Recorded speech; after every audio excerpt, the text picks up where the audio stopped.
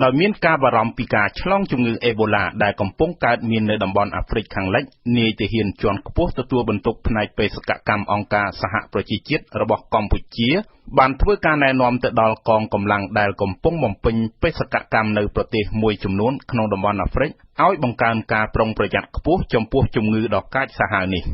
នៅក្នុងលិខិតមួយដែលចុះហត្ថលេខាកាលពីថ្ងៃទី15ខែសីហាឆ្នាំ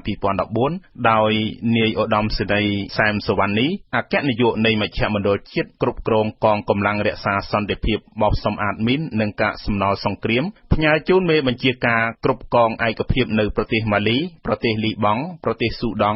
ដង់ខាងត្បូងតំបន់ដាហ្វួរនិងអាប់ប៊ីយ៉ៃនៅចំណុចចំនួន3ទី1ត្រូវមានការផ្សព្វផ្សាយជាបន្ទាន់ដល់នាយទាហាននិងពលទាហាននៅក្នុងកងឯកភាពរបស់ខ្លួនរក្សាអនាម័យការហូបចុកស្នាក់នៅសម្អាតខ្លួនប្រាណនិងសាប៊ូជាប្រចាំពេលទៅមកបំពេញបេសកកម្មលាងដៃឲ្យស្អាតមុនទទួលទានអាហារសម្រាប់ក្នុងមុខនិងមានការហាមឃាត់ជាដាច់ខាតការដើរហើរចេញទៅក្រៅលើកលែងតែមានភារកិច្ចបេសកកម្មចំណុចមួយទៀតគឺចំពោះនាយទាហានសេនាធិការនិងសង្កេតការនៅប្រទេសទាំង3និងពីតំបន់ខាងលើត្រូវតាមដានសុខភាពជាប្រចាំករណីមានការសង្ស័យត្រូវឲ្យគ្រូពេទ្យត្រួតពិនិត្យជាបន្ទាន់រួមទាំងចំណុចចុងក្រោយត្រូវរាយការណ៍ជាបន្ទាន់មកមជ្ឈមណ្ឌលជាតិពេលមានករណីកើតឡើងណាមួយដើម្បីមានមូលដ្ឋានរាយការណ៍ជូនប្រមុខរដ្ឋាភិបាលថ្នាក់ដឹកនាំក្រសួងការពារជាតិនិងគណៈកម្មាធិការជាតិធ្វើការសម្រេចនិងជួយអន្តរាគមន៍ឲ្យទាន់ពេលវេលាមកទល់ពេលនេះគេនៅពុំទាន់ឃើញមានយុទ្ធជនមួកខៀវណាម្នាក់បានរងគ្រោះដោយជំងឺអេបូឡា